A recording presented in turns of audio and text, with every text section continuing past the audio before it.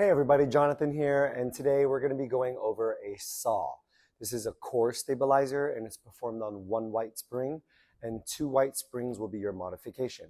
Start by kneeling on the carriage. Knees are going to be together on the first white line of the moving carriage, and your forearms are going to go down with your palms up or palms down. Drop and lower your knees and hips back so that you're in a modified plank, and then you need to reset your form, lightly lifting the hip, drawing the belly button up and in towards the spine. Make sure that your face isn't down to the platform and that you lift your chin and your chest.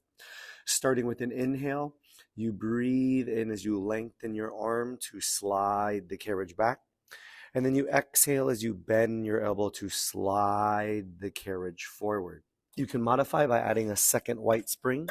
And what this does is it makes the carriage heavier because now two springs are attached, meaning that when you push the carriage back, it is heavier, but it pulls the carriage in a little bit faster than if it was one. Another way you can modify is bringing your knees forward to the front of the carriage on one white spring. And that will also give you a modification because moving the knees forward will make the carriage also a little heavier, which means that it comes in a little bit faster. How do you make this more intense? You can go to 0 springs, and what that does is now that there are no springs attached to the front platform, you have to use more effort and energy to come in and out.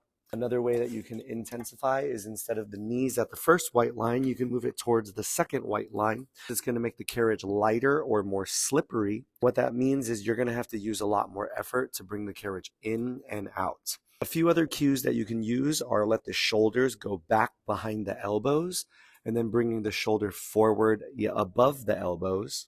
Some things for improper form are people who go out with an arched back like this. This is going to put a lot of weight onto the lower back, so remember to lightly lift the hip to tabletop. And you'll see that my back is arched and they need to draw the belly button up and in towards the spine. Another thing people do is they'll just bend the knees in and out when they should just be on their knees in a modified plank, pushing the carriage out and then slowly bringing the carriage in. And that is a saw.